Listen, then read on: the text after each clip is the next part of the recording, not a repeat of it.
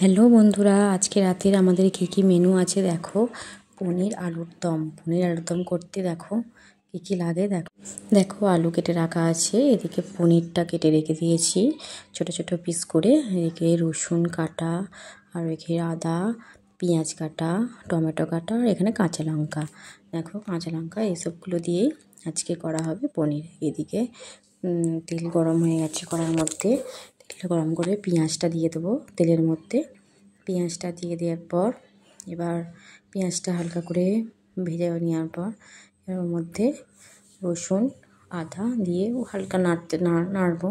নাড়াচাড়া করে নেওয়ার পর ওতে কাঁচা লঙ্কা দিয়ে দেবো। কাঁচা লঙ্কাটাও হালকা নাড়াচাড়া করার পর টমেটোটা দিয়ে হালকা নাড়াচাড়া করে নামিয়ে নেব।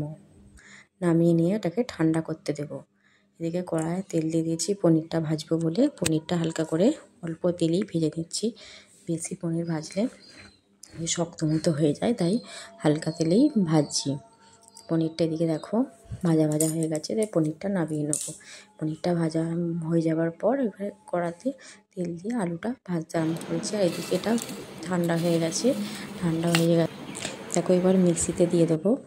মিক্সিতে দিয়ে পেস্ট করার জন্য মিক্সি বলে দিয়ে এবার পেস্ট করে নেব। দেখো পেস্ট করা হয়ে গেছে।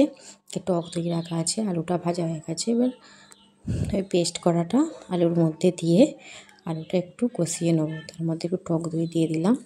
টক দইটা দিয়ে দেওয়ার পর ওর মধ্যে একটু হালকা নুন, একটু হলুদ দিয়ে একটু নাড়াচাড়া করব। অনেকক্ষণ ধরেই একটু কষাবো। অনেকক্ষণ কষিয়ে নিয়ে দেখো যে কাঁচা লঙ্কা যেহেতু দেওয়া আছে, তাই অল্প পরিমাণে একটু লঙ্কা গুঁড়ো দিয়ে দিলাম।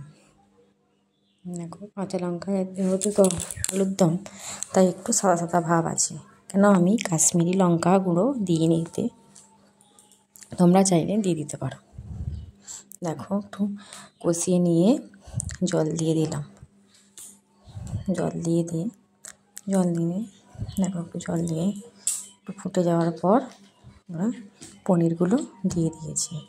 পনিরগুলো দিয়ে দেখো এরপর একটু ফুটে একটু গুঁড়ো জিরে দিয়ে দিয়েছিলাম, আগে দেখতে গুঁড়ো করে রেখে দিয়েছিলাম। এবার নামিয়ে নিয়েছি। দেখো এদিকে লুচি ভাজবো বলে লুচি বেলা হয়ে গেছে। তেল গরম করতে দিয়েছি। কড়ার মধ্যে তেল গরম হয়ে গেছে, এদিকে লুচিটা ভাজতে আরম্ভ করে দিয়েছি। দেখো লুচি ভাজছি। যেহেতু আলুর দমটা আমি নতুন করলাম, কেমন হবে জানি না, দেখি কেমন হয়, দেখা যাক। এদিকে দেখো আমার লুচি করা কমপ্লিট হয়ে গেছে। লুচি এরকম হয়ে গেছে।